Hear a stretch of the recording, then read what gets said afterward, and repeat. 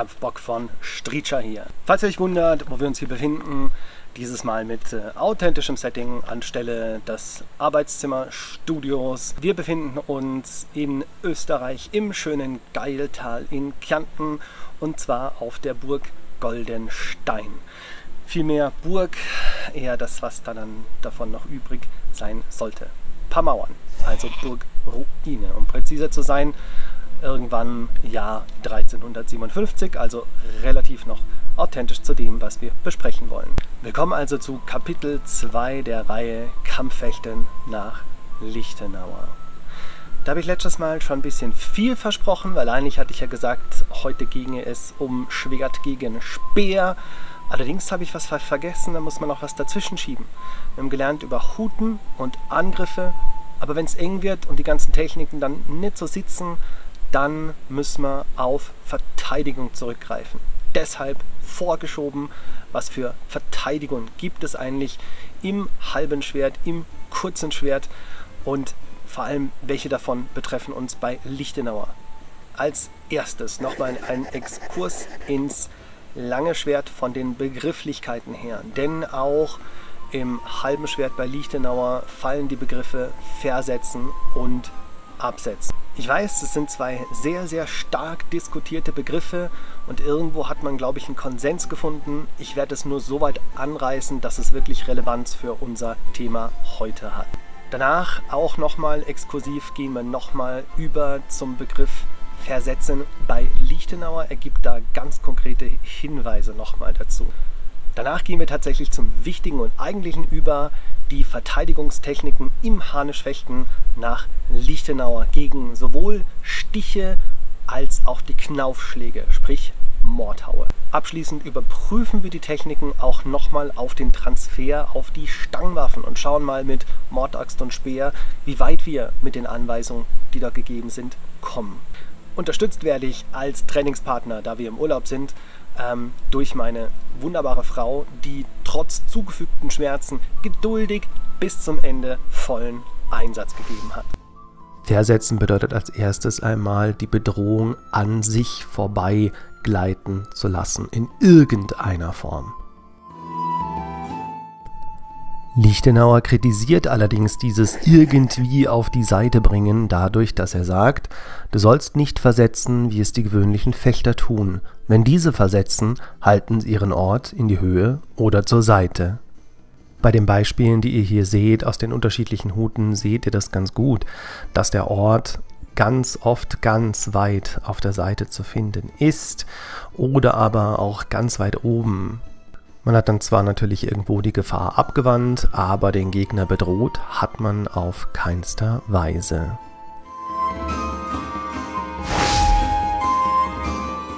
Lichtenauer beschreibt in seinem System auch das sogenannte Absetzen, was eine Spezialversion des Versetzens darstellt.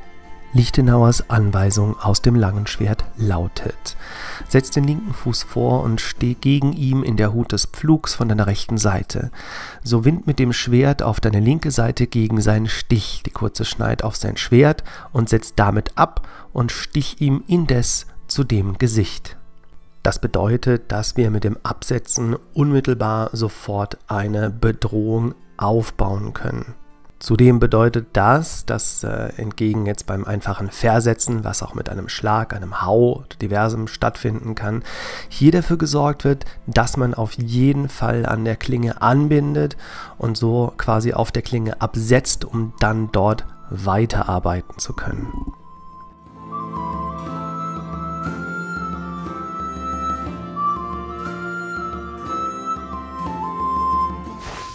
Wenn jetzt aber das Versetzen, das die herkömmlichen gemeinen Fechter tun, falsch ist, weil die Orte links, rechts oder irgendwo hinstehen, wie geht's dann richtig? Auch hier wieder der Exkurs zurück in das lange Schwert bei Lichtenauer, wo er dann schreibt: Wenn du aber versetzen willst, tu dies mit einem Hieb oder Stich und bemühe dich, indes mit dem Ort die nächstgelegene Blöße zu erreichen. Mit anderen Worten, wenn wir versetzen müssen, sollen wir so schnell wie möglich wieder irgendeine Art von Bedrohung erzeugen.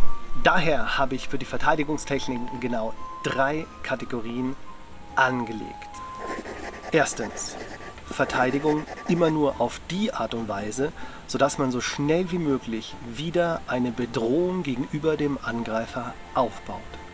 Zweitens, man muss gut aus dieser Verteidigung heraus arbeiten können. Das heißt, es fallen alle weg, wo der Körper unnatürlich seltsam verdreht wird und daher schlecht auf weitere Dinge reagiert werden kann. Die Gefahr besteht auch darin, dass man dann instabil dasteht und deswegen anfällig wird für das Ringen. Drittens, der Fokus liegt eindeutig auf den Bewegungen, die auch in den Stücken von Lichtenauer, wie sie nachher dann beschrieben werden, relevant sind, denn die müssen definitiv automatisch sitzen. Interessanterweise sind von all den Bewegungen, die wir machen können, genau 2 super wichtig und relevant. Genau 2, die sich zufälligerweise auch wunderbar in die Huten integrieren lassen, die wir in Kapitel 1 kennengelernt haben. Stiche, die von rechts kommen, setzt man am besten. Die Bedrohung entsteht dann durch den Ort, der entweder ins Gesicht steht oder unter dem Arm oder an der Schulter angesetzt werden kann. Hierbei ist rechts nicht wörtlich zu nehmen, sondern es geht hier um Stiche, die eher von der uns aus gesehenen rechten Seite zu uns gestochen werden, anstelle von der eher linkeren Seite. Hierbei spielt jetzt keine Rolle, ob wir eher vor der linken Hand absetzen oder in der Schwertmitte absetzen. Das Ganze funktioniert aus der unteren Hut und der Hut über das Knie.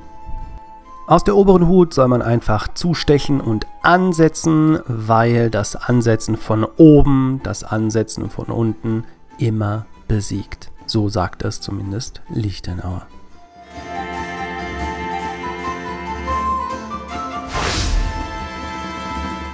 Stiche, die von links zu uns kommen, soll man versetzen. Das heißt, man windet hier nicht ein, sondern schlägt mehr oder weniger dagegen aus den unteren Huten. Dabei fährt man in die obere Hut auf und wie man sehen kann, erfolgt die Bedrohung dann durch einen Mordhau, nämlich den hinteren Ort des Schwerts.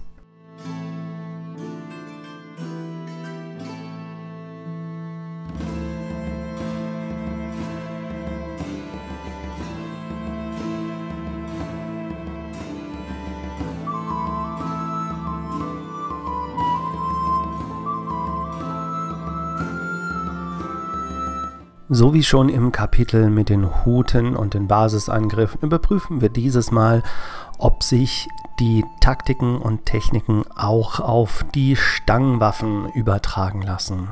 In unserem Fall dieses Mal die Mordaxt und das kurz gehaltene Speer. Und man kann sehen, wie schön die Techniken auch mit den Langwaffen funktionieren. Das Absetzen gegen die obere Hut bringt uns in diesem Fall noch einen weiteren Angriff, nämlich den Schlag von unten.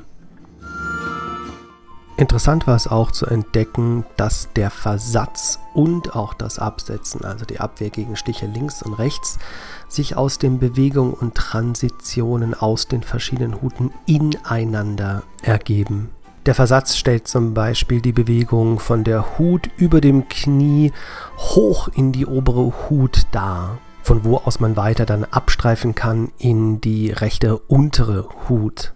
Das Absetzen stellt den Übergang von der Hut über den Knie in die untere Hut dar, wovon man dann in die obere weiterarbeiten kann, zum Mordhau in die Hut über den Knie zurück. Die 2 Abwehrbewegungen lassen sich also wunderbar mit den Huten zusammenfügen. Falls wir Schläge mit dem Knauf bekommen, also von unserem Gegner einen Mordhau, so verfahren wir ähnlich wie auch bei den Stichversatzungen. Auch hier gibt es wieder eine Anleitung von Lichtenauer. Halt dein Schwert in der Hut über deinem linken Knie, schläg dir dann mit dem Knauf von seiner rechten Schulter oben zum Kopf, streich ihm den Schlag mit dem Schwert vor deiner linken Hand ab, und zwar von deiner linken Seite in Richtung auf seine rechte. Fahr hoch in die obere Hut. Schlägt er dir aber mit dem Knauf von seiner linken Seite oben zum Kopf, streich ihm den Schlag mit dem Schwert vor deiner linken Hand ab, und zwar von deiner rechten Seite in Richtung auf seine linke. Also dieselben 2 Bewegungen versetzen und absetzen wie vorher, bloß dass wir die Energie weiterleiten von der gegnerischen Waffe. Anstelle also hart zu blocken oder aufzuwinden, führen wir die Energie weiter und sorgen dafür, dass der Gegner sich verhaut.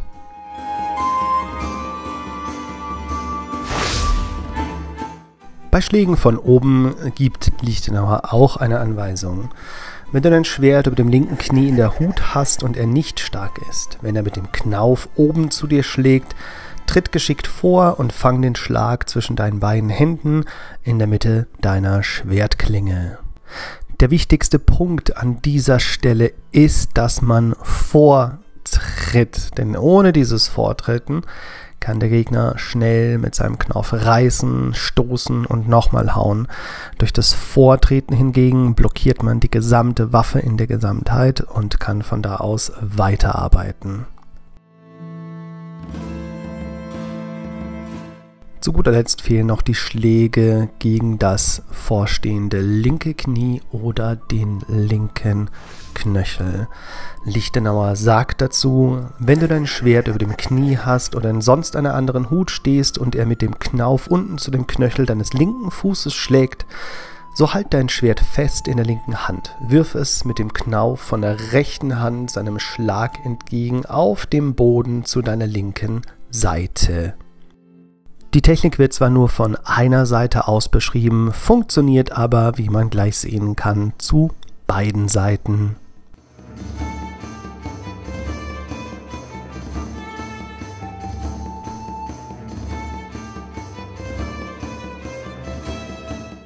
Wenn man gut zielt, erwischt man dann auch die Hand des Gegners und mit genug Schwung tut das Ganze, glaube ich, auch durch einen Panzerhandschuh weh. Übrigens hier auch gleich der Grund, warum man mit Handschuhen besser trainiert als ohne, wenn es auch ums Harnischfechten geht. Nochmal sorry an der Stelle. Die beschriebenen Techniken mit dem Schwert überprüfen wir auch dieses Mal im Transfer auf die Stangenwaffen. Auch wieder Mordaxt und den kurz gehaltenen Speer. An dieser Stelle zeigt sich noch viel mehr, warum man die Angriffe abstreichen muss, anstelle sie wie herkömmlich zu blocken. Die Schwungmasse einer Mordaxt ist sehr, sehr hoch. Man sieht aber auch gleichzeitig beim Abstreifen, wohin die Energie dann geht vom Gegner, nämlich in den Boden, so wie es dann sein muss, um dann weiterarbeiten zu können. Aufgrund der Beschaffenheit der Stangenwaffen zeigt sich hier vielmehr, warum die Techniken so sind, wie sie sind. Die Schläge von unten gegen das Knie oder den Knöchel ließen sich nicht so einfach nachstellen, da im Endeffekt der Speer nicht genug Schwungmasse hat, um die Mordaxt aufzuhalten. Da zeigt sich auch die Grenze von dieser Übertragung und man muss mit anderen Techniken arbeiten. Die denkbare Technik wäre hier, die Rückseite des Speers einfach in den Boden rein zu rammen und dementsprechend dann hoffen, dass der Schwung abgeblockt wird. Oder so ähnlich.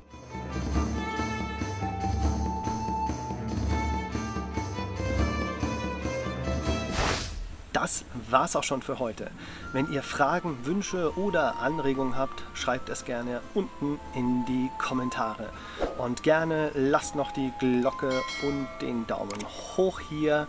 Ganz, ganz herzlichen Dank fürs Zuschauen und bis bald wieder. Au!